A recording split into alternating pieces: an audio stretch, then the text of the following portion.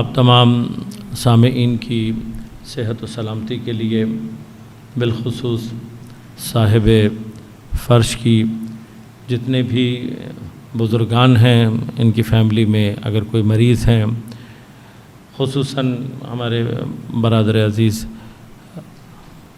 منصور بھائی کے والدین اور دیگر ان کے جتنے بھی بزرگان ہیں فیملی کے، ان سب کی صحت و سلامتی اور طول عمر کے لیے ایک مرتبہ بلند آواز سے درود پڑھ دیجیے۔ اللہم صلی علی محمد وآل محمد۔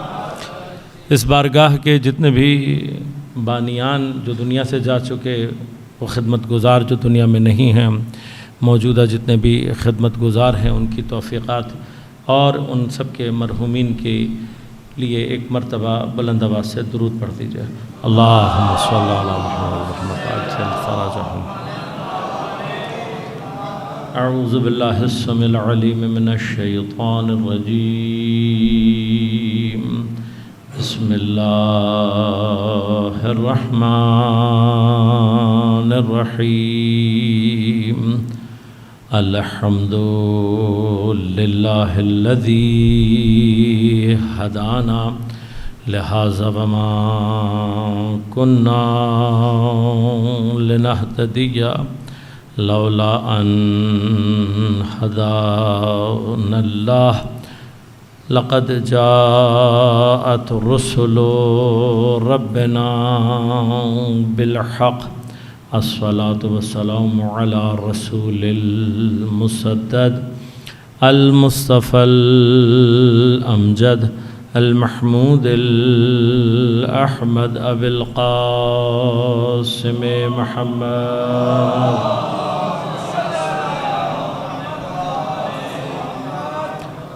والصلاة والسلام على أسد الله الغالب غالب على كل غالب علي بن أبي طالب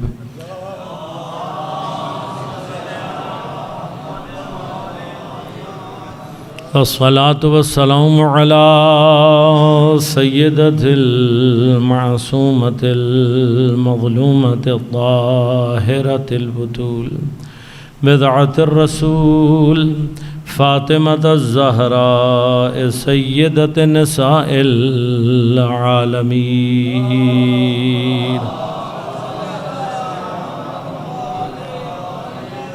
والصلاة والسلام على سيدة معصومة المظلومة الطاهرة البتول بضعة الرسول فاطمة الزهراء سيدة نساء العالمين والصلاة والسلام على الحسن المجتبى والحسين المظلوم وأهل بيته الطيبين الطاهرين المعصومين المظلومين المنتجبين المنتخبين لا سيما بقية الله في الأراضين روحي وأرواح العالمين لتراب مقدمه الفداء ولعنة الله على أعدائهم أجمعين أما بعد قال الله تعالى في كتابه الكريم بسم الله الرحمن الرحيم ولا تقولوا لمن يقتل في سبيل الله أموات بل أحياء ولكن لا تشعرون۔ صلوات اللهم صل على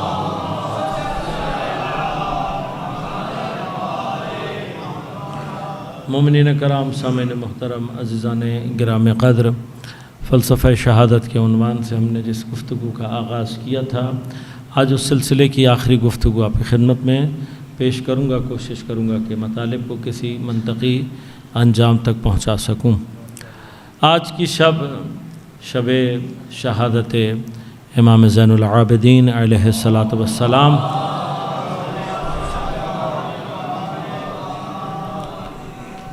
اور آج کا دن ہمارے لیے ایک اور غم اپنے ساتھ اس انداز سے لیے ہوئے ہے کہ آج صبح تہران میں شہید اسماعیل ہانیہ اور ان کے ساتھی کو باطل قوتوں نے جس بزدلی کے ساتھ شہید کیا، یہ ان کا گمان ہے اور وہ یہ سمجھتے ہیں کہ ان احمقانہ حرکتوں سے اس انقلاب کا اور اس حرکت کا راستہ روکا جا سکتا ہے جسے سید الشہداء نے اپنے اصحاب کے ساتھ کربلا میں جاری کیا تھا۔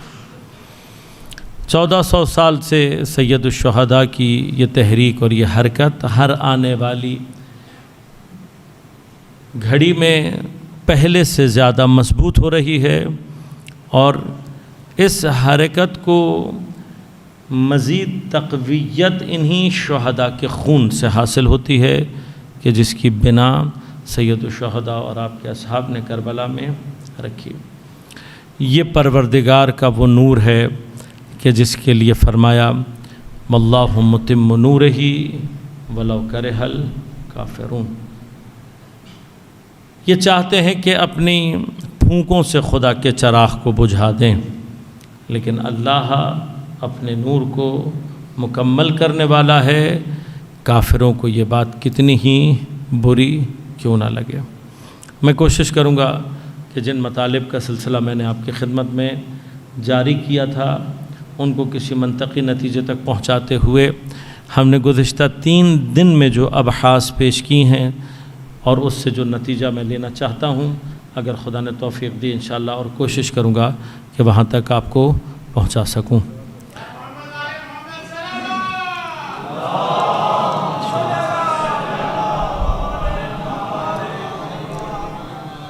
آپ کی خدمت میں عرض کیا کہ شہادت ایک ایسا مقام رفیع ہے، حیات کا ایک ایسا بلند اور باعظمت مقام ہے کہ پروردگار عالم چاہتا ہے کہ ہم اپنی توجہ اس مقام کی طرف کریں، اس لیے کہ جب انسان ان مقامات کی طرف متوجہ ہوتا ہے تو اس کی نظر میں یہ مادی دنیا اور اس کی محبت حقیر ہو جاتی ہے۔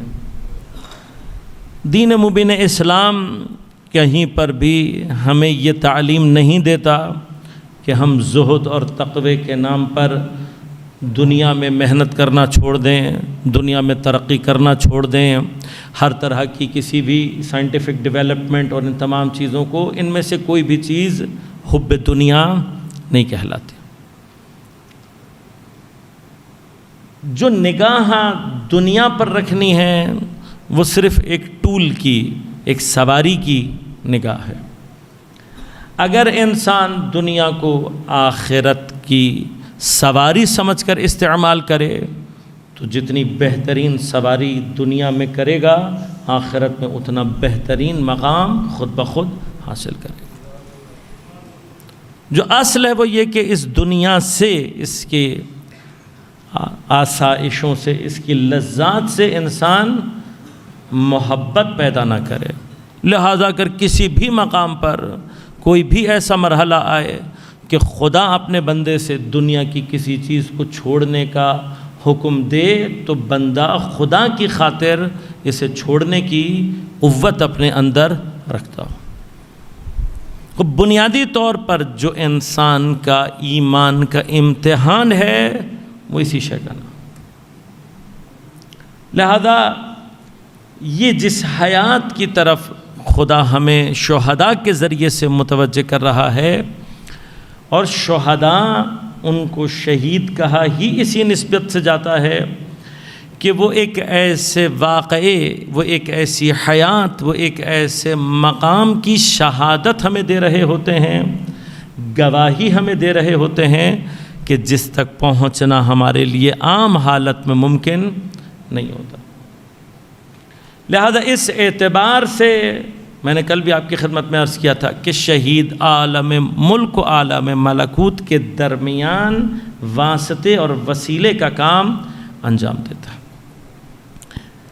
یا اللہ، یہ واسطہ، یہ وسیلہ جو شہید بنتا ہے عالم ملک اور ملکوت کے درمیان میں، یہ وہ مقام عظمت ہے کہ جس تک پہنچنے کے لیے شہید پھر اس امتحان سے گزرتا ہے اور ثابت کرتا ہے اپنے آپ کو پروردگار کے نزدیک. یعنی پس شہادت کے دو رخ ہیں. ایک رخ شہادت کا شہید کا عند اللہ ہے، وہ خدا کے سامنے اپنے ایمان کی گواہی کو اپنے عمل کے ذریعے سے انجام دیتا ہے. دوسرے مرحلے میں جب شہید اس جگہ پہنچ جاتا ہے کہ جہاں خدا اسے عالم ملک و ملکوت کے درمیان واسطہ قرار دیتا ہے، تو پھر وہ گواہی دیتا ہے اپنے پیچھے آنے والوں کو. لہذا میں نے آپ کی خدمت میں عرض کیا تھا کہ شعور اور ادراک کو اس سمت میں کہ جہاں انسان چاہتا ہے اپنے شعور کو بڑھانا، اس سے متناسب وسیلہ انسان کو درکار ہے. یہ حیات کہ جو ہمارے اس عالم مادہ سے ماورا ہے، بیونڈ میٹر، ایک لائف ہے جس کی طرف خدا ہمیں متوجہ کرنا چاہتا ہے. اب اگر یہ بیونڈ میٹر ہے تو پھر اس تک پہنچنے کے لیے جو وسیلہ ہے وہ بھی مادی نہیں ہونا چاہیے.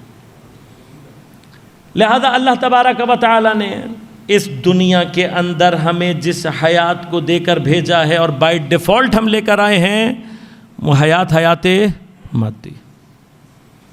یہ حیات مادی جب مادے کے مختلف مراحل میں ظہور کرتی ہے تو اس کے سٹیجز میں نے کل آپ کی خدمت میں بیان کی، اور جتنے بھی اس علم کے ماہرین ہیں وہ بھی یہ کہتے ہیں کہ یہ درجات ہیں، سنگل، ملٹی سیلولر، پلانٹ اور اینیمل.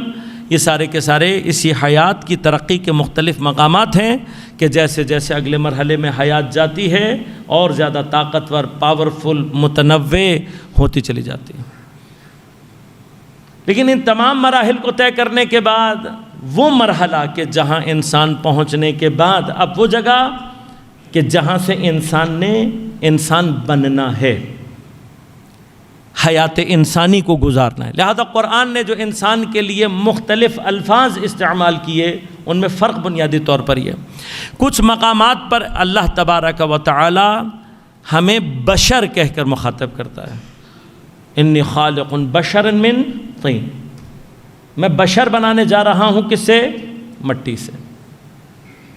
اور کسی مقام پر اللہ تبارک و تعالی فرماتا ہے لقد خلقنا الانسان فی احسن تقویم، ہم نے انسان کو اس کی بہترین بناوٹ پر خلق کیا. بشر اور انسان میں بنیادی طور پر فرق کیا ہے؟ بشر صرف اور صرف ہمارے مادی وجود کو کہا جاتا ہے.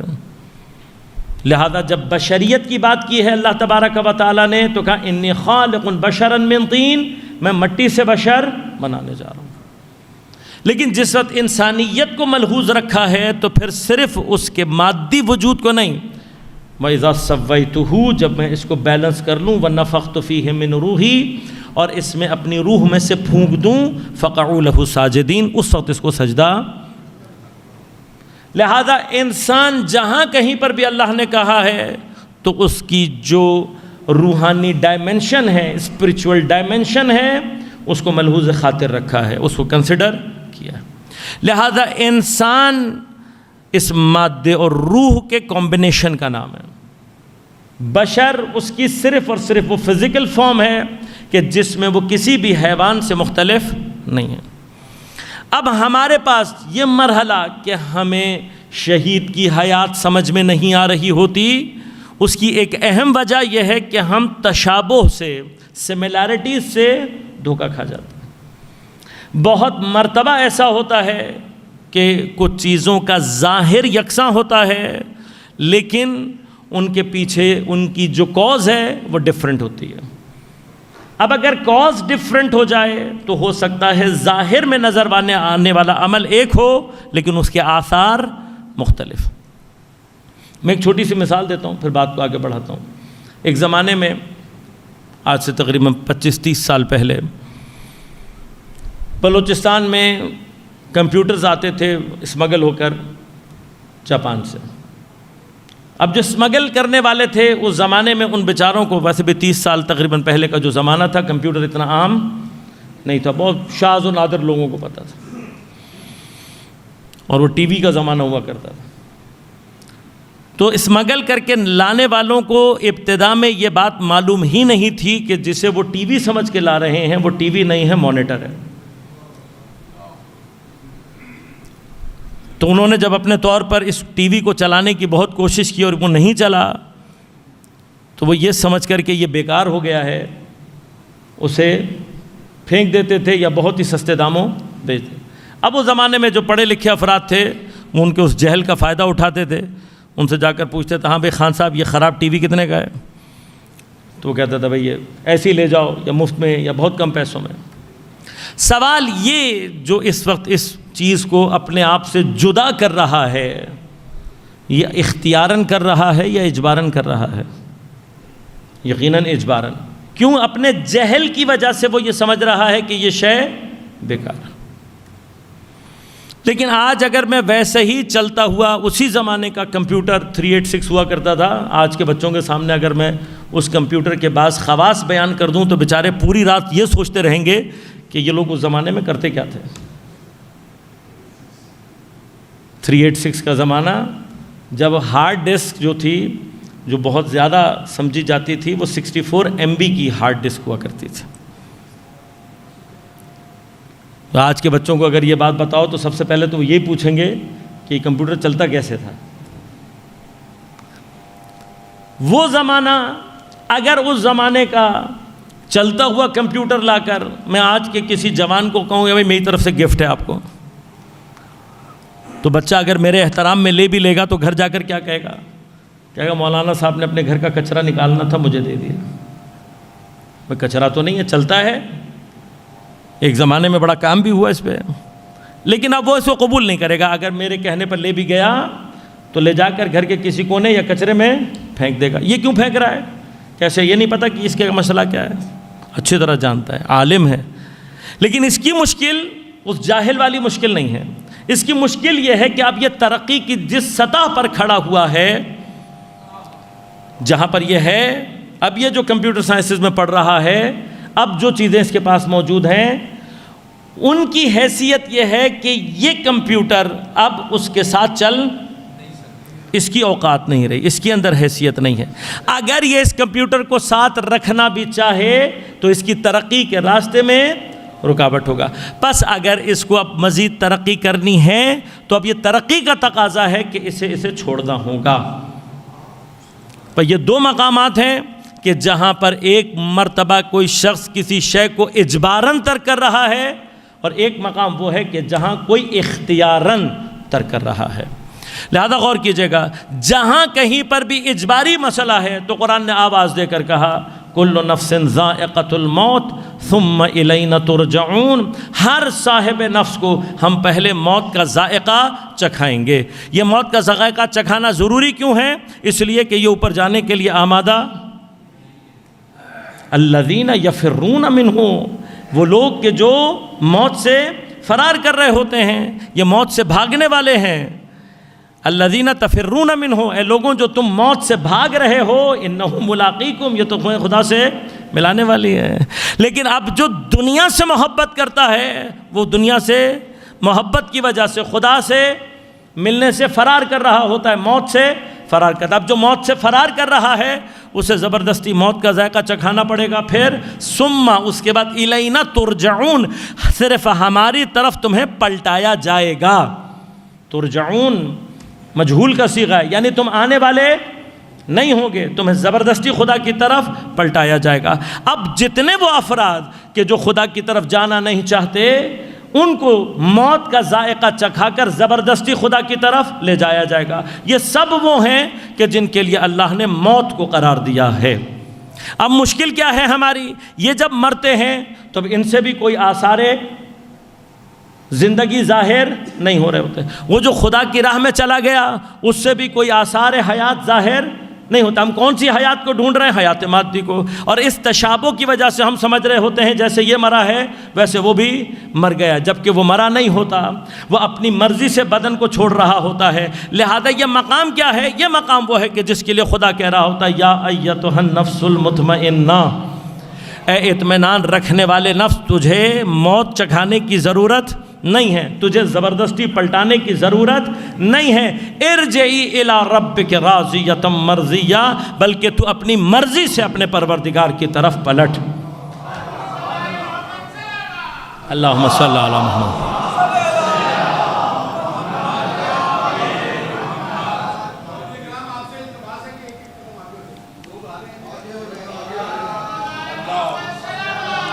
اللہم صلی علی محمد وعلی محمد وعجل فرج۔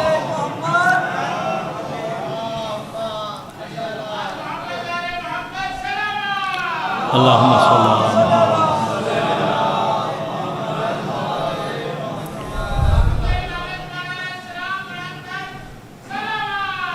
اللہم صلی علی محمد وعلی محمد۔ اب یہ جو تشابہ ہم نے ان دو جنازوں میں دیکھا، سملیرٹی ہم نے دیکھی، ہم اس سملیرٹی سے دھوکہ کھائے، جبکہ ان میں سے ایک وہ ہے جو مجبوراً پلٹایا جا رہا ہے۔ ترجعون کا معنی یہ ہے آنے والے نہیں ہوں گے، تمہیں زبردستی پلٹایا جائے گا۔ دوسرا وہ ہے کہ جس کے لیے خدا کہہ رہا ہے ارجعی، پلٹ کر آ اپنے پروردگار راضیۃ مرضیہ، اس عالم میں کہ تو بھی راضی ہے اور تیرا پروردگار بھی تجھ سے راضی۔ یہ دو الگ الگ کیفیات ہیں۔ یہی مشکل ہماری اس وقت پیش آتی ہے کہ جب انسان اپنے جسمانی تشابہ کو، سملیرٹیز کو باقی حیوانات سے پا کر یہ سمجھنے لگتا ہے کہ میں حیوانات میں سے ہوں۔ لہذا یہ مسئلہ ہے، پروردگار نے انسان کو کہیں پر حیوان، بلکہ کیا کہا، بل ہم اضل، یہ حیوانوں سے بھی زیادہ۔ کیوں؟ جو حیوان ہو کر بھی نہ ہو کر بھی حیوانوں جیسی زندگی گزارے وہ حیوانوں سے پستر ہوتا ہے۔ انسان سملیرٹیز ہیں، ہم نے کہا کہ شاید جیسے ہم دیکھتے ہیں باقی حیوانات بھی ایسی دیکھتے ہیں، یہ حصے جو ہمارے اندر ہیں ان کے اندر بھی ہیں، وہ بھی سانس لیتے ہیں، حرکت کرتے ہیں، یہ سارے کے ساری سملیرٹیز، یہ تشابہ دیکھنے کے بعد ہم نے بھی اپنے آپ کو کیٹیگرائز کیا کہاں پر؟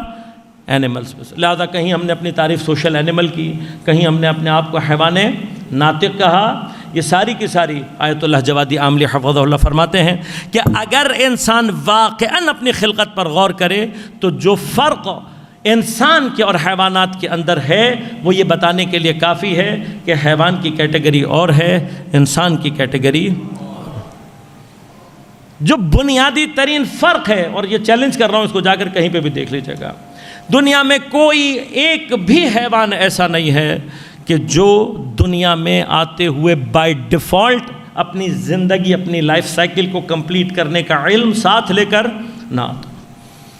کوئی حیوان ایسا نہیں ملے گا۔ مرغی کا چوزا ہے، نکلتا ہے اور نکلنے کے بعد ساری اپنی زندگی کی کارروائی شروع کر دیتا ہے، کسی اسکول نہیں جاتا، کسی ٹیوشن سینٹر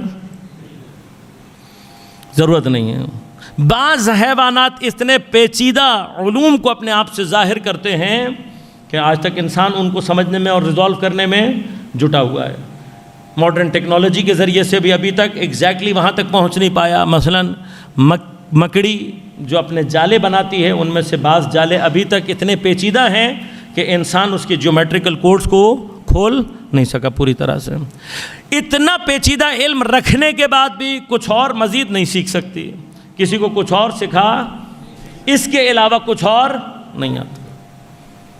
تمام حیوانات جتنے بھی ہیں وہ اپنی زندگی کا علم لے کر آتے ہیں، اور اسی طرح سے ان کے اپنے بدن کے اندر کہیں نہ کہیں کوئی نہ کوئی کمال ضرور ہوتا ہے۔ کسی کی آنکھیں بہت تیز ہیں، کسی کی ناک بہت تیز ہے، کسی کو اللہ نے زہر دیا ہے، کسی کے پنجے مضبوط ہیں، کسی کے دانت مضبوط ہیں، مختلف، کسی کی کھال مضبوط ہے، کسی کے بالوں میں ہے۔ ہر چیز کو اللہ تعالیٰ نے کہیں نہ کہیں کوئی ہنر اس کے مادے بدن کے اندر دیا ہے۔ انسان کے اندر دو واضح فرق ہیں۔ پہلا فرق یہ ہے کہ انسان وہ واحد مخلوق ہے جو دنیا میں آتا ہے تو لا تعلمون شیئا واللہ اخرجکم من بطون امہاتکم لا تعلمون، انسان کو کچھ نہیں آتا۔ انسان کا بچہ ٹارزن کہانی میں تو ہو سکتا ہے، حقیقی زندگی میں ایک جگہ کہیں میں بات کر رہا تھا، گفتگو طویل ہو جائے گی لیکن صرف اشارہ کر رہا ہوں کہ ایک ہارورڈ یونیورسٹی کے گولڈ میڈلسٹ گریجویٹ کی حیات کے اوپر ایک فلم بنی تھی، جس بچے نے خوشی کی تلاش میں گریجویشن میں ٹاپ کرنے کے بعد، گولڈ میڈل لینے کے بعد پیسہ ویسا سب کچھ چھوڑا چلا گیا، الاسکا چلا گیا، اور پھر وہاں جا کر ایک کتاب ساتھ لے کر گیا تھا، ایک ذرا سی غلطی اس سے ہوئی اور ایک غلط بوٹی اس نے صحیح سمجھ کر کھا لی اور اس کی وجہ سے ہلاک ہو گیا۔ دنیا کی بہترین یونیورسٹی سے بہترین پڑھا ہوا آدمی ایک ذرا سی، اگرچہ کتاب لے کر گیا ہے، ایک ذرا سی غلطی کی اس نے اور غلط بوٹی کھا لی، مر گیا۔ آج تک آپ نے کسی مرغی کو کچھ غلط کھا کر مرتے ہوئے دیکھا؟ کسی بکری کو کچھ غلط کھا کر مرتے ہوئے دیکھا؟ یہ تو انسان ٹاپ لیول پر جا رہا ہے۔ دنیا کی بہترین یونیورسٹی کا سب سے بہترین طالب علم کتاب بھی ساتھ لے کر گیا ہوا ہے، ذرا سی غلطی کرے تو حضرت انسان اپنی زندگی کو آگے، اور پھر اس کے بعد وہ یہ چاہتا ہے کہ بغیر انبیاء کی ہدایت کے کمال تک پہنچ جائے۔ اللہ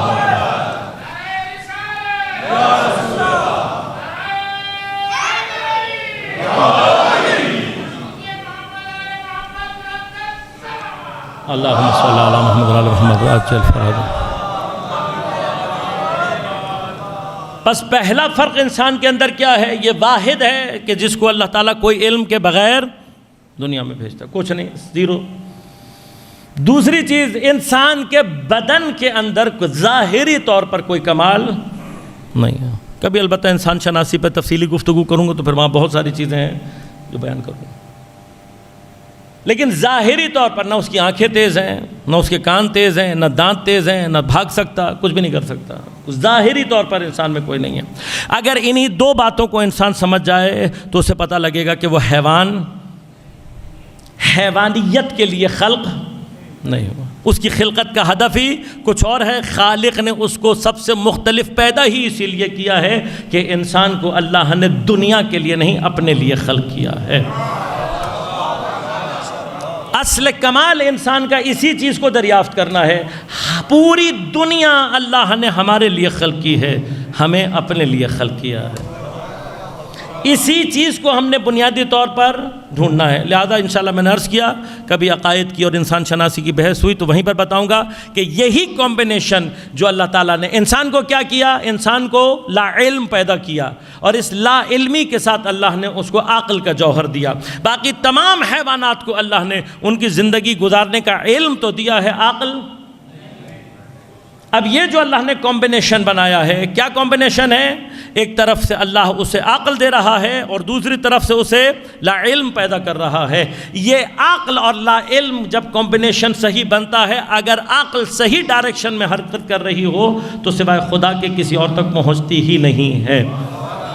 لیکن انشاءاللہ اس کے مراتب ہیں، وہ آپ کی خدمت میں عرض کروں گا۔ لہذا آیت اللہ جوادی عاملی حفظہ اللہ فرماتے ہیں، انسان کی تعریف میں حیوانیت کو استعمال کرنا انسان کی توہین ہے۔ لہذا وہ جو خود تعریف فرماتے ہیں وہ کہتے ہیں کہ میری نظر میں انسان حی متعلہہ ہے، یعنی ایک ایسا زندہ ہے جس کے اندر خدا طلبی پائی جاتی ہے۔ میرے پاس موضوع نہیں ہے، وقت نہیں ہے، کبھی موقع رہا تو تفصیل سے عرض کروں گا۔ انسان کو فطرتاً اللہ نے اپنی طلب کے لیے پیدا کیا ہے۔ اسی طلب کو ایمان کہتے ہیں، اسی طلب کے وسیلے کو ولایت کہتے ہیں۔ میں نے اپنی گفتگو کو کئی نشستوں کی گفتگو کو چند الفاظ میں سمیٹا ہے۔ تفصیل انشاءاللہ میں اس کی کبھی تفصیل سے آپ کی خدمت میں عرض کروں گا۔ یہ خدا طلبی کیسے آتی ہے، یہ ولایت کیسے ہے، یہ عرض کروں گا۔ آج صرف اجمالاً سن لیجئے۔ یہ جو مرحلہ ہے، بس اس کا مطلب حیات انسانی وہاں سے شروع ہوتی ہے جہاں سے انسان کے اندر خدا طلبی شروع ہو جائے۔ بس اگر خدا طلبی نہ ہو تو پھر ایسا حیوان ہے جو حیوانوں سے بھی بدتر ہے۔ بس انسانیت بنیادی طور پر کیا ہے؟ خدا طلبی۔ اب یہی چیز سمجھنے کی ضرورت ہے۔ اگر اللہ نے ہمارے بدن کے اندر کوئی کمال نہیں رکھا تو اس کا مطلب یہ ہے کہ انسانیت کا کمال بدن میں نہیں ہے، اس کی روح میں ہے۔ اور اگر ہم اپنے کمال کو مادے میں تلاش کر رہے ہیں تو سوائے گمراہی کے کچھ اور حاصل نہیں ہو سکتا۔ جس دن ہم اپنے کمال کو روح میں تلاش کرنا شروع کر دیں، وہیں سے ہماری انسانیت کا آغاز شروع ہو جاتا ہے۔ لہٰذا آپ غیر غور کریں، میں اس نقطے تک اگر لے آیا ہوں، آپ کو پہنچا دیا ہے، تو یہیں سے بات ہے۔ اگر چونکہ ہمارا کمال مادے میں نہیں ہے اور ہم مادے کی محبت دل میں پیدا کر لیں تو یہی محبت ہمیں ہمارے کمال کی طرف جانے نہیں دیتی۔ لہٰذا خدا جو ہم سے کہہ رہا ہے کہ دنیا کی محبت کو نکالو، اس لیے کہ جیسے ہی دنیا کی محبت دل سے نکلتی ہے یہ دل خدا کی طرف خود بخود حرکت کرنے لگتا ہے۔ لہذا حیات حیوانی میں اور حیات انسانی میں جو بنیادی ترین فرق ہے، پھر سرچ کر رہا ہوں، ابھی تفصیل نہیں بیان کر رہا، صرف ایک اجمالی گفتگو کر رہا ہوں، میں نے اپنا مقصد تک پہنچنا ہے۔ فرق یہ ہے حیات حیوانی میں اور انسانی میں، کیسے ڈیفرینشیٹ کروں کہ میں ابھی تک حیوان ہوں یا انسان بن گیا ہوں؟ کیا معیار ہے؟ لٹمس ٹیسٹ کیا ہے اس کا؟ لٹمس ٹیسٹ یہ ہے کہ جتنے بھی حیوانات ہیں ان کی تمام افعال، تمام اعمال کا مرکز ان کی اپنی ذات ہوتی ہے۔ لہذا ہر حیوان اپنے لیے بہترین کھانا تلاش کرتا ہے، ہر حیوان اپنے لیے بہترین پانی چاہتا ہے، بہترین گھر چاہتا ہے، بہترین بیوی چاہتا ہے، بہترین بچے چاہتا ہے، بہترین قبیلہ، سب چاہتے ہیں۔ کوئی بھی حیوان ایسا نہیں، اور جس بعض حیوانات ایسے ایسے گھر بناتے ہیں کہ انسان آج اتنی ترقی کرنے کے باوجود بھی ویسے گھر، میں ابھی سائنٹیفک طرف جانا نہیں چاہتا ورنہ میں بہت کچھ بتانے، ابھی تک انسان ویسے گھر نہیں بنا سکا۔ حیوانات وہ غذا بناتے ہیں جیسی غذا ابھی تک انسان نہیں بنا سکتا۔ حیوان وہ کپڑے کا دھاگا تیار کرتے ہیں جیسا انسان آج تک تیار۔ تو ہم میں اور حیوانوں میں کیا فرق ہے بنیادی طور پر؟ اگر ہم حیوانیت کی سطح پر رہ جائیں، ہم میں اور حیوانوں میں صرف ٹیکنالوجی اور ایڈوانسمنٹ کا فرق ہے، اور وہ بھی کوئی بہت بڑے کمال کی بات نہیں ہے۔ یہاں پر بھی جو چیز ہے وہ ضرورت اور استعداد ہے بس۔ لہذا چونکہ کسی حیوان کو کھانا پکا کر کھانے کی ضرورت نہیں پڑتی، جس حیوان کو پڑتی ہے وہ پکا کر کھا لیتا ہے۔ کسی بھی حیوان کو گاڑی کی ضرورت، جس کو تھی اس نے گاڑی بنا لی۔ کسی بھی حیوان کو بڑے بڑے گھروں کی ضرورت، جس کو تھی اس نے۔ کسی بھی حیوان کو، اب آپ چلتے جائیں، اسکول کی ضرورت، جن کو ضرورت تھی۔ اس اعتبار سے ہم میں اور حیوانات باقی میں ضرورت اور استعداد کے بعد صرف اور صرف ٹیکنالوجی کا فرق رہ جاتا ہے، ورنہ اس کے علاوہ کوئی اور فرق نہیں ہے۔ حیوان اور انسان کے درمیان میں فرق وہاں سے شروع ہوتا ہے۔ انسان اسے کہتے ہیں جو اپنے لیے جینا چھوڑ کر دوسروں کے لیے جینا شروع کر دے، یہ بنیاد ہے انسانیت کی۔ لہذا آئینہ کیا ہے؟ اپنے گھر میں جا کر مجھے اور آپ کو سب کو مل کر ایک دفعہ یہ دیکھنا چاہیے میں کتنا اپنی ذات کے لیے جی رہا ہوں، کتنا دوسروں کے لیے جی رہا ہوں۔ جتنا میری زندگی میں دوسروں کے لیے جینا ہے اتنا میں انسان ہوں۔ اب یہ انسان بنتا ہے، میں نے اس دن عرض کیا تھا، انسان بنتا ہے تو اس کے اندر مومن بننے کی صلاحیت پیدا ہوتی ہے۔ چونکہ انسان بن چکا ہوتا ہے لہذا ایمان کی مرحلے میں بحث یہ آتی ہے کہ اللہ تبارک و تعالی حیوانات سے امتحان نہیں لیتا۔ کس سے لیتا ہے؟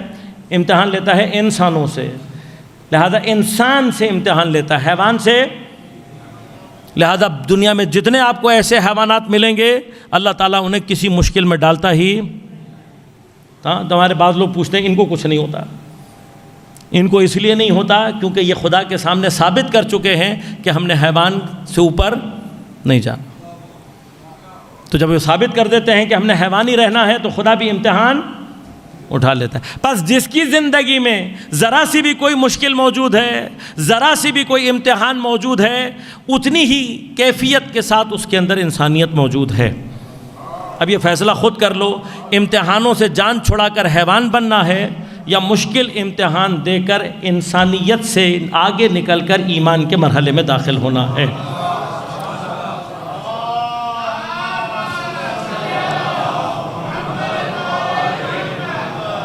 لہذا اگر میں اپنی بات اپنے نوجوان ساتھیوں کو سمجھا چکا ہوں تو شاید اس سوال کا جواب دے دیا ہے میں نے کہ ہمارے ہی اوپر مشکلیں کیوں آتی ہیں، مومنین ہی دنیا میں پریشان کیوں رہتے ہیں؟ اس لیے کہ بھائی امتحان لینا ہی کیوں۔ اللہ تبارک و تعالی دشمنوں کی یہ چالیں، آج ان کا یہ مکر و فریب، یہ ان کی ٹیکنالوجی اور انٹیلیجنس نہیں ہے۔ ایک صاحب نے، مجھے سمجھ میں نہیں آتا، بہرحال جتنا نقصان تشیع کو ہماری جہالت اور حماقت نے پہنچایا ہے، جتنی امامت کی کمر ہماری نادانی نے توڑی ہے، کسی اور چیز نے نہیں توڑی۔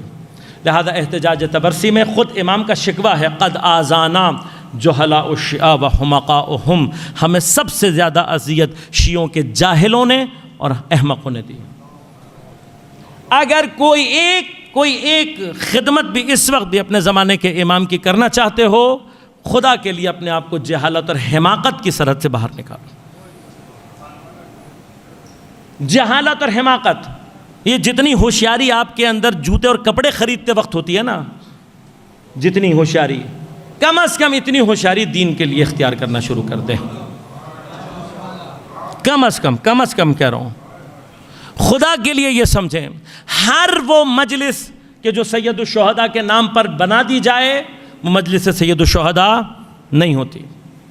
امام نے بتایا ہماری مجلس کون سی ہے؟ جس میں ہمارے امر کا احیاء کیا جائے۔ اگر کسی مجلس سے بے عملی مل رہی ہے اور آپ یہ سمجھ رہے ہیں کہ یہ پھر بھی فرش سید الشہداء ہے تو یہ حماقت ہے۔ سید الشہداء امام نے 8ویں امام نے بتایا کون سی مجلس ہماری ہے؟ جس میں ہمارے امر کو زندہ کیا جائے۔ یہ امر زندہ ہوتا ہے مومن کے عمل کے ذریعے سے۔ امر کا زندہ کرنا صرف ظاہری طور پر کسی پروگرام کا ارینج کر دینا نہیں ہوتا۔ امر کا احیاء کیسے ہوتا ہے؟ یہ امر کیا ہے؟ ہمارا حکم، امام کا حکم کس شکل میں آئے گا سامنے؟ زندہ کیسے ہوگا؟ جب میں اور آپ اس پر عمل۔ اگر کوئی ایسی مجلس ہے جو ہمیں بے عملی کی طرف لے جا رہی ہے، وہ امام کے امر کو زندہ کر رہی ہے یا مار رہی ہے، تو یہ فیصلہ کرنا سیکھیں۔ مرغ چنے کھانے بھی جاتے ہیں تو اچھے والا ڈھونڈنے کی کوشش کرتے ہیں، لیکن مجلس حسین کے لیے ہمارے پاس کوئی سٹینڈرڈ، خدا کے لیے میں اپنے لیے بھی کہہ رہا ہوں، اگر آپ کو لگے کہ میں کہیں کوئی ایسی بات کر رہا ہوں تو ہمیں بھی پکڑیں، ہم سے بھی بات کریں، ہمیں بھی توجہ دلائیں۔ یہ ہوشیاری چاہیے، اسی ہوشیاری کے نہ ہونے نے ہمیں سب سے زیادہ نقصان پہنچایا۔ بڑی پاورفل انٹیلیجنس ہے جی، دیکھا ان کے گھر میں گھس کے مار دیا، ایران کچھ نہیں کر سکا۔ یہی سارے جملے وہ تھے جب امام حسن مجتبیٰ کے پیچھے کھڑے ہوئے لوگ امام حسن مجتبیٰ کو کہہ رہے تھے۔ آسان ہے مرحلہ؟ آج تک کیوں کہا جاتا ہے کہ جی وہ امیر شام بڑا سیاس تھا؟ جب امام کے سامنے کہا، امام نے ڈانٹا کہ سیاست نہیں ہے، وہ شیطنت ہے، جو وہاں سے آ رہی ہے وہ شیطنت ہے، جو ہم کرتے ہیں وہ الہی سیاست ہے۔ جن کو یہ سمجھ میں نہیں آتی وہ کیا سمجھتے ہیں؟ وہ کہتے ہیں جی یہ بڑے فنکار تھے، انہوں نے قبضہ کر لیا، علی کو اپنے گھر میں رہنے پر مجبور کر دیا، تو وہ زیادہ بڑی سیاست ہے نا۔ مگر یہ نہیں جانتے تھے کہ علی کے ہاتھ میں قدرت کتنی ہے؟ جانتے تھے یا نہیں؟ ان میں سے ہر کوئی جانتا ہے، ان میں سے وہ بھی ہیں جنہوں نے ابھی کچھ دن پہلے خیبر دیکھا ہے، یہ جانتے ہیں کہ علی کے ہاتھوں میں طاقت کتنی ہے۔ لیکن آج ان کی سیاست کا تقاضا یہ تھا کہ علی تلوار اٹھائیں، اور امیر المؤمنین جانتے تھے کہ آج تلوار نہ اٹھانے سے دین بچے گا۔ اس وقت ایران کو بالکل اسی کنڈیشن میں لا کر رکھا گیا ہے۔ کبھی موقع رہا انشاءاللہ میں سیاست پہ اور اس پہ زیادہ نہیں، لیکن تاریخ پہ بڑا میرا دل چاہتا ہے گفتگو کروں، لیکن سامعین نہیں ملتے مجھے۔ زائنسٹ کی تاریخ یہ ہے، انہوں نے دنیا پر جو قبضہ کیا ہے دو نظاموں سے، دو کاموں سے۔ ایک سودی نظام، مانیٹری سسٹم اپنے ہاتھ میں رکھا ہے جس کا آج تک ہم نے کوئی علاج کرنے کی کوشش نہیں کی۔ دوسرا اسلحے کا کاروبار۔ میرے بچے کاش یہاں پہ تاریخ میں پڑھنے والے وہ بچے ہوں، ہسٹری پڑھنے والے دوست میرے بیٹھے ہیں سوشیولوجی کے، ان کا بھی موضوع بن سکتا ہے۔ کبھی اس اینک سے تاریخ کی تحلیل کرنا شروع کریں تو آپ کو پتہ لگے گا کہ پچھلے صدیوں میں ہونے والی ہر بڑی جنگ کے پیچھے جو شیطان ہیں وہ زائنسٹ ہیں۔ کیوں؟ یہ چاہتے ہیں جنگ ہو، جنگ ہوگی تو کمائیں گے۔ لہذا ان کی دنیا میں آپ اس وقت جتنی ترقی دیکھ رہے ہیں، یہ میڈیا پر قابض ہیں، انہوں نے فوڈ مارکیٹ قبضہ کر لیا، انہوں نے فلاں کر لیا، یہ ساری کی ساری وہ ڈیفیسٹ فائنینسنگ ہے جس کے ذریعے سے یہ دنیا پہ قبضہ کرنے کا خواب دیکھتے ہیں۔ اس کو جہاں سے فنڈ کیا جاتا ہے، ایک مانیٹری سسٹم ہے سود کا، اور دوسرا اسلحے کا کاروبار۔ سود کا نظام اتنی جلدی پیسے نہیں لاتا، اتنا بڑا پیسہ نہیں لاتا جتنا، لہذا یہ تیسری جنگ کا بہانہ ڈھونڈ رہے ہیں. ان کو اسرائیل اور اس میں بسنے والوں سے بھی کوئی غرض، یہ چارہ ہیں، وہ بیچاروں کو بھی نہیں پتا ہم چارے ہیں. کرنا کیا چاہتے ہیں اس وقت؟ پہلے یوکرین میں کوشش کی، ناکام ہو گئے.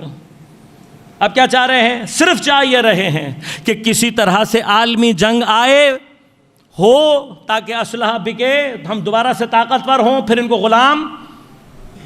اب سمجھ میں آیا علی کے بیٹے کی بصیرت کتنی علی سے مشابہ ہے. اب سمجھ میں آیا کہ تمام تر طاقت اور قدرت رکھنے کے باوجود بھی ابھی تک علی کا بیٹا خاموش کیوں بیٹھا ہوا ہے. اس لیے کہ ابھی اگر جنگ کو شروع کر دیں گے تو وہ نقصان ہوگا کہ جس کو دوبارہ، اور میں آپ کو اطمینان دلا رہا ہوں یہ جو شہادتیں ہو رہی ہیں یہ ہمارا نقصان نہیں ہے، یہ ہمارا ایسٹ ہے. اس لیے کہ یہ شہادتیں آج کے دور میں بھی ہمیں یہ سمجھا رہی ہیں کہ اس طرف نقصان نہیں ہے، فائدہ ہی فائدہ ہے. لہذا عزیزان من، یہ مرحلہ حیات سے حیات کو آگے لے جانے کا، جب ایمان کے مرحلے میں انسان داخل ہوتا ہے، انسان بنتا ہے تو اس قابل ہوتا ہے کہ امتحان دے. حیوان نہیں ہوتا. جو اپنے آپ کو چھوڑ کر اپنی ذات پر دوسروں کو ترجیح دینے کی صلاحیت پیدا کرتا ہے وہی اس قابل ہوتا ہے کہ اللہ اس کا امتحان لے. تو اب اللہ امتحان کیسے لیتا ہے؟ اس کا امتحان ایسے لیتا ہے کہ اس کو کسی مقام پر ظاہری طور پر نقصان میں اتارتا ہے. نظر نقصان آ رہا ہوتا ہے، ہوتا نہیں. نظر آ رہا ہوتا ہے، ہوتا بھائی اتنا امتحان لینا ہوتا ہے اللہ نے کہ یہ اس نقصان کو دیکھتے ہوئے بھی حرام کا راستہ اختیار نہ کرے. اگر انسان ہوتا ہے اللہ تعالیٰ جب دیکھتا ہے کہ یہ اس قابل ہے کہ یہ اپنی کمائی ہوئی دولت میں سے غریبوں کو دیتا ہے، لوگوں کی مدد کرتا ہے، یہ سب کچھ کرتا ہے. یہ سب کچھ کرنے کے بعد بھی اکثر لوگ کہتے ہیں مولانا صدقے دیتے ہیں، ہم واجبات بھی ادا کر رہے ہیں، پھر بھی مالی مشکل میں ہے. خدا کا شکر ادا کرو کہ خدا نے تمہیں اس قابل سمجھ لیا کہ اب تمہارے ایمان کو آزمانا چاہتا ہے. شکر کرو خدا کا، یہ وعدہ ہے اس کا، اس نے لینا امتحان، دنیا بنائی ہی اسی لیے ہے. اب وہ کرتا کیا ہے؟ وہ کرتا یہ ہے کہ کچھ دیر کے لیے ہمارے اوپر ایسی کنڈیشن لے آئے گا، ضرورت بھی ہمیں زیادہ ہوگی، حلال آتا ہوا بھی دکھائی، اور حرام بڑے آرام سے آ رہا ہوگا، بہت آرام سے، کوئی کام ہی نہیں ہوگا، کوئی کام نہیں ہوگا. اب یہاں پر اس حرام کو اختیار نہ کرنا یہ ایمان ہے، یہ امتحان ہے. لہذا خدا کیا کہتا ہے؟ اگر تم نے اس حالت میں تقوی الہی اختیار کر لیا اور حرام کا راستہ اختیار نہیں کیا، وَمَن يَتَّقِ اللَّهَ يَجْعَلْ لَهُ مَخْرَجًا وَيَرْزُقْهُ مِنْ حَيْثُ لَا يَحْتَسِبُ، کہ جو اللہ کا تقوی اختیار کر لے اللہ اس کے لیے راستے خود نکالتا ہے اور اسے وہاں سے رزق دیتا ہے جس کا اس نے کبھی گمان بھی نہ کیا ہو.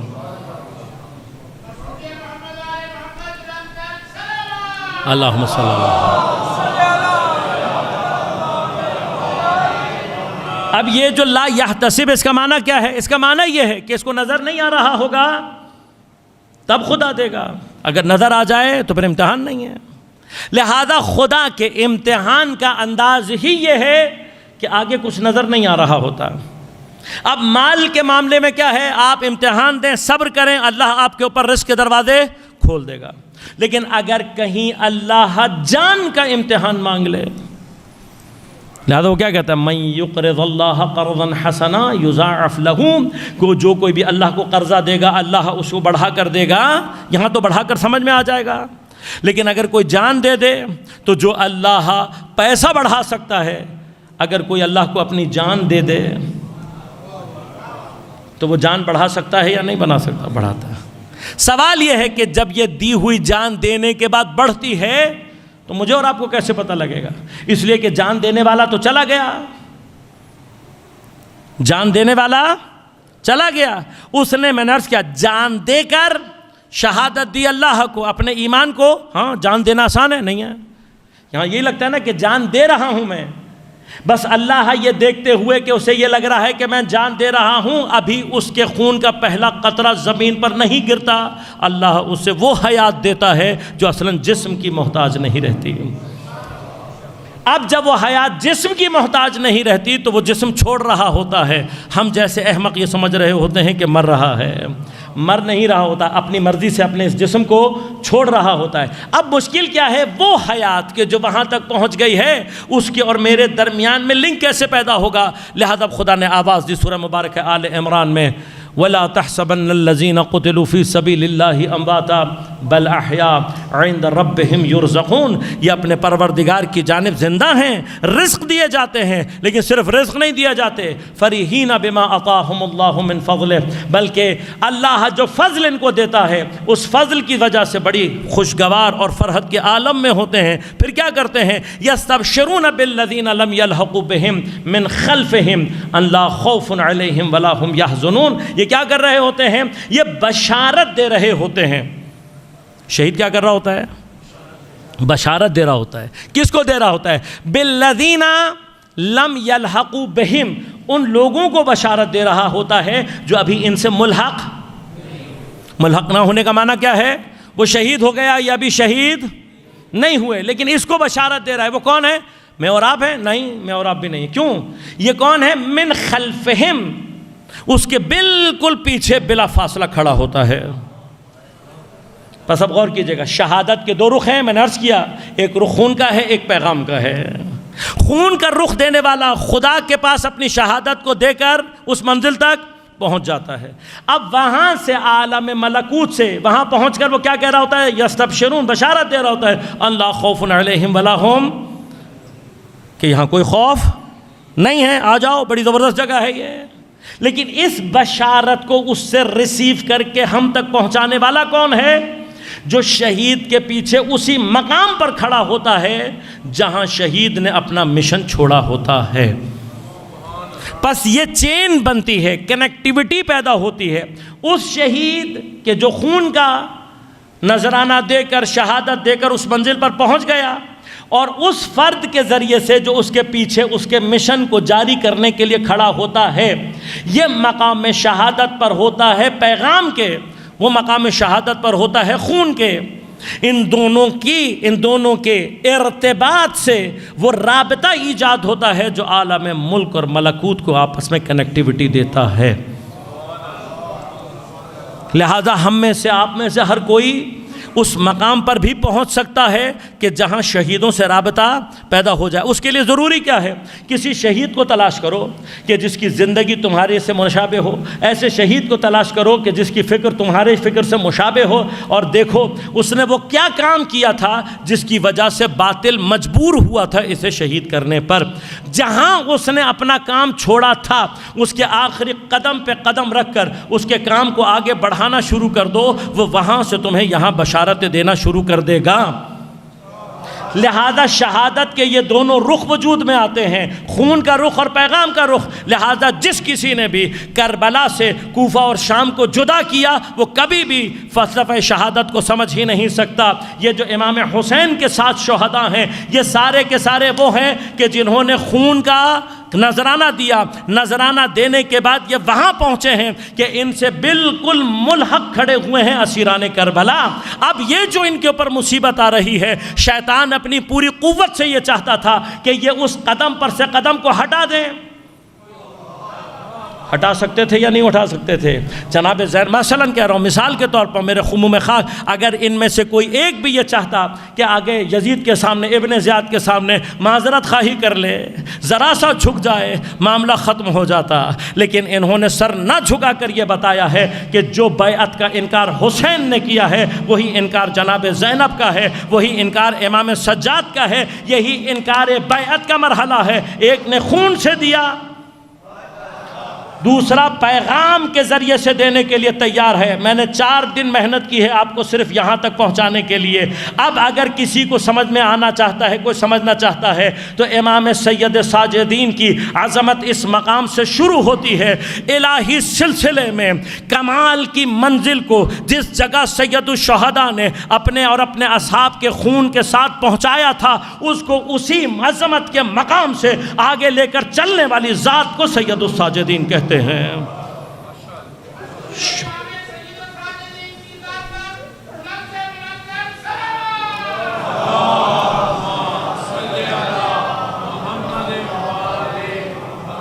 لہذا یاد رکھیے گا، جہان شہادت کا حلقہ وصل ہیں اسیران کوفہ و شام، یہ حلقہ وصل ہیں۔ ان کا سب سے بڑا کمال یہ ہے، یہ شہادت اگر خون کے رخ پر آ کر ختم ہو جاتی، دنیا میں کسی کے اندر اتنی ہمت نہیں تھی کہ اپنے آپ کو اس مقام پر پہنچا کر اس رزق شہادت کو لے کر دنیا میں جاری کرتا۔ اب امام حسین نے شہادت کو جس منزل پر پہنچایا تھا، اگر اسیران کوفہ و شام نہ ہو، یہ رزق شہادت کبھی بھی زمین پر آنے کی صلاحیت پیدا ہی نہیں کر سکتا تھا۔ ہر شہید کے قدم پر اس کا وارث کھڑا ہوا ہے۔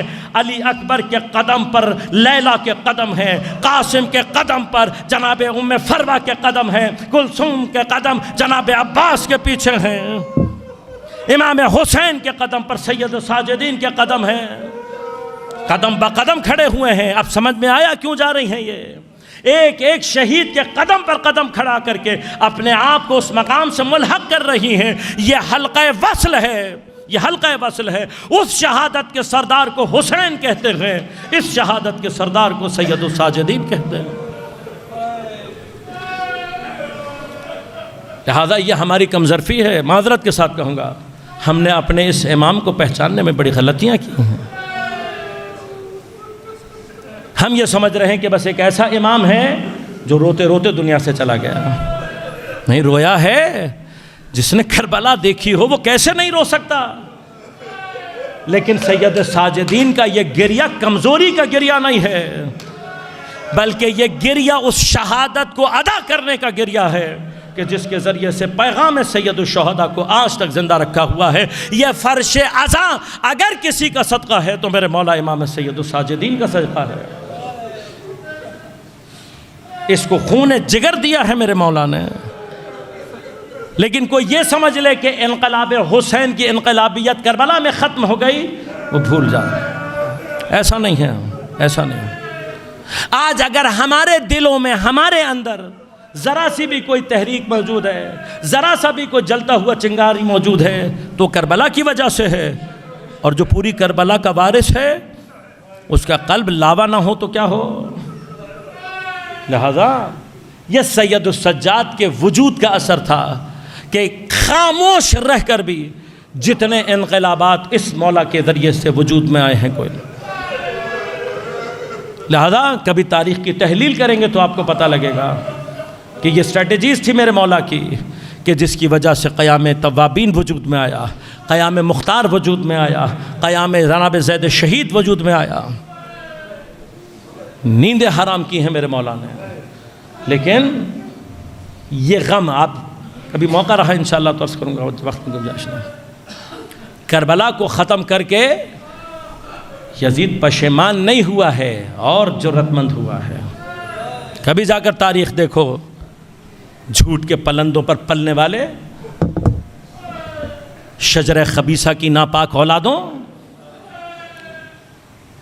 سیدہ زینب نے تمہیں اور تمہارے اجداد کو وہاں لے جا کر ذلیل کیا ہے کہ اب کوئی عزت تمہاری تاریخ میں نہیں ہو سکتی۔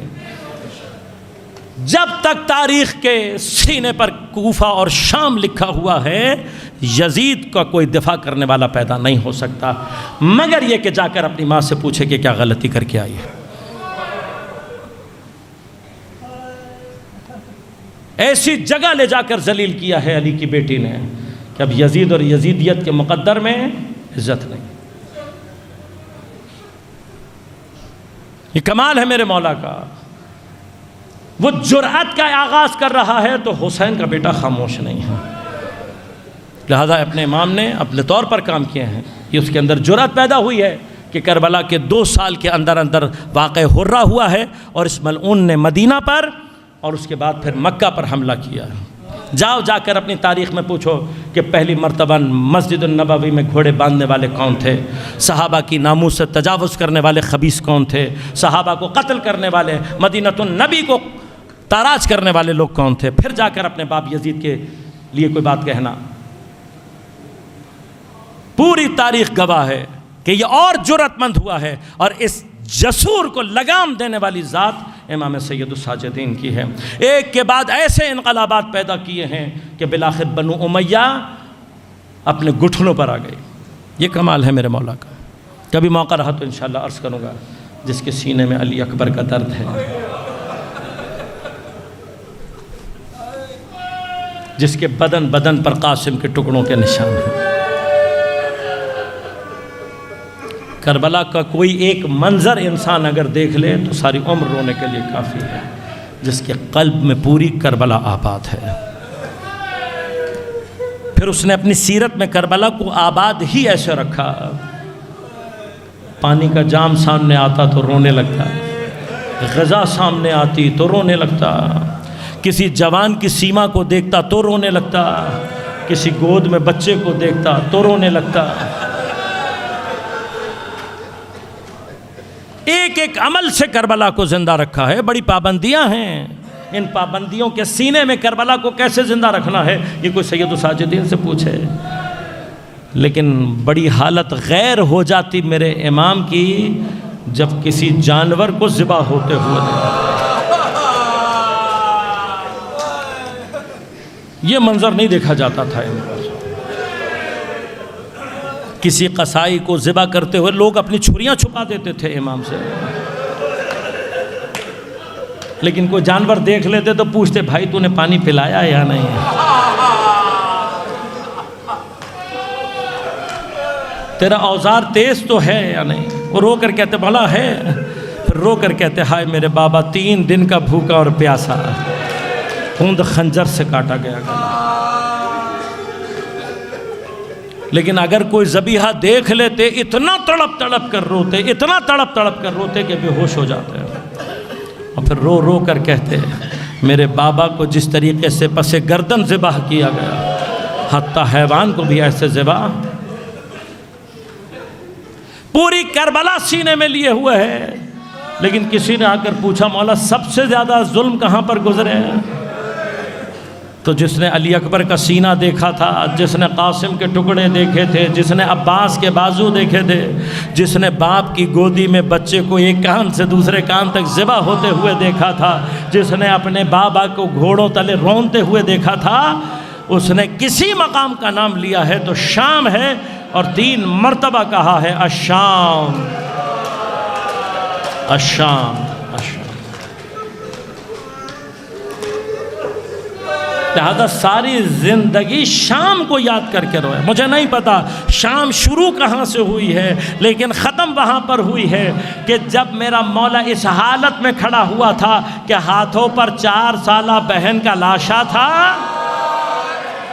ہاتھوں میں ہتھکڑیاں تھیں، قبر کے پاس کھڑا ہوا ہے، بہن کو غسل اس لیے نہیں دے سکا کہ کرتا بدن سے چپکا ہوا تھا۔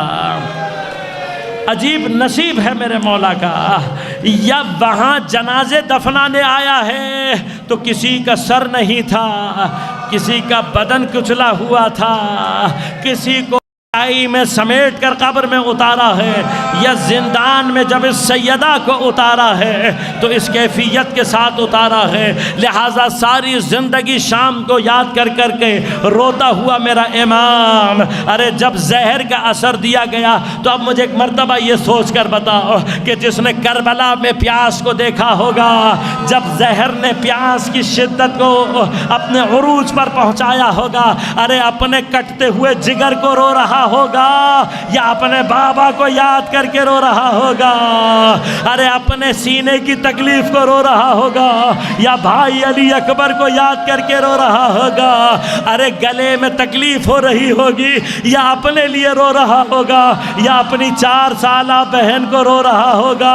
ارے جس نے جاتے جاتے بھی کربلا فراموش نہیں کی، آج کی شب عزاداروں کو روتا ہوا چھوڑ کر چلا گیا، لیکن جس وقت امام باقر اپنے بابا کو غسل دے رہے تھے، ایک زمانے کا امام غسل دیتے ہوئے رویا ہے۔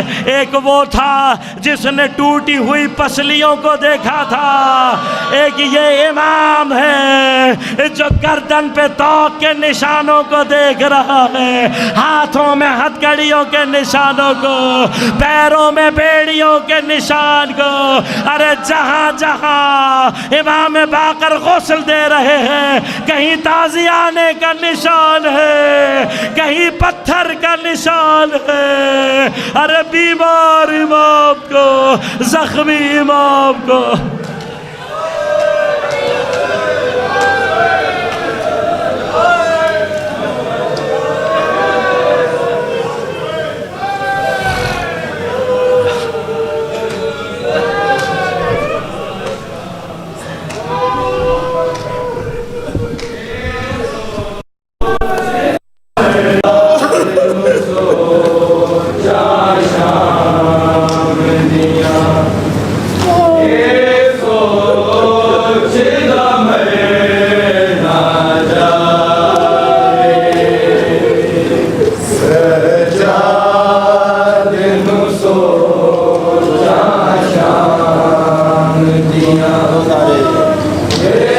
سو